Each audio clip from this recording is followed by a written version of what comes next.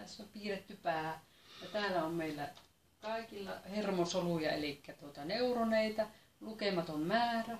Ja näiden hermosolujen välille tulee synapseja, eli muistijälkiä. Ja tässä on sitten tämmöinen oikein niin kuin moottoritien muistijälki, joka syntyy sillä tavalla, että kun tapahtuu jotakin hyvin merkittävää tai vaikkapa jotain traumaattista tai pahaa, niin sitten aina kun se asia muistuu mieleen, niin sitten tämä muistijälki aktivoituu, joka siitä on tullut. Että muutamassa millisekunnissa niin kuin ihmisen saa tietynlaiset tunteet valtaansa ja sitten lähtee tähän moottoritien muistijäljelle taas ajelemaan. Että se aina vaan toistuu niin kuin automaattisesti samanlaisena se meidän reagointi siihen asiaan.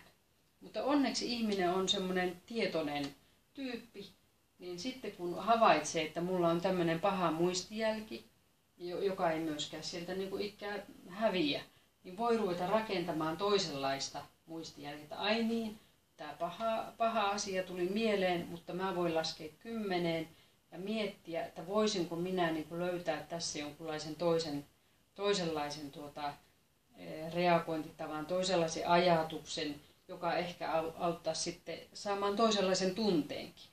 Ja niin sitten tänne voi muotoutua ensin semmoisia pieniä polkumuistijälkiä, myönteisiä. Ja sitten aina kun toistaa sitä myönteistä, että ai niin, silloin mä onnistuin ajattelemaan vähän paremmin tästä asiasta, niin sitten sinne voi muotoutua tuommoinen uusikin moottoritie, tuommoinen positiivinen. Kuinka tämä liittyy perheneuvontaan ja parisuhteeseen? No tämä liittyy niin kuin parisuhteeseen esimerkiksi sillä tavalla, että pariskunta kertoo, että me aina riidellään sillä samalla kaavalla, että me ei koskaan, niin kuin, ei siitä ole mitään hyötyä, mutta kun sä sanot niin mä sanon näin ja sitten me lähdetään tänne yhteiselle moottoritielle 1100 ajelemaan ja huonosti käy, aina on se sama riita eikä se koskaan ratkea.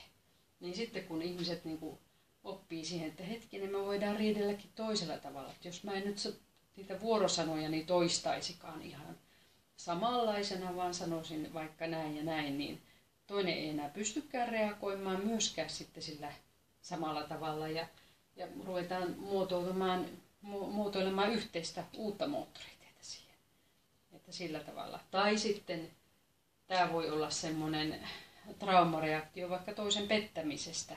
Ja tämmöinen vahva muistijälki, aina se tulee mieleen se sun pettäminen ja se pettäjä, joka niin kuin, no se oli vain ihan pieni mitätön syrjähyppy, miten sä et niin kuin unohda sitä.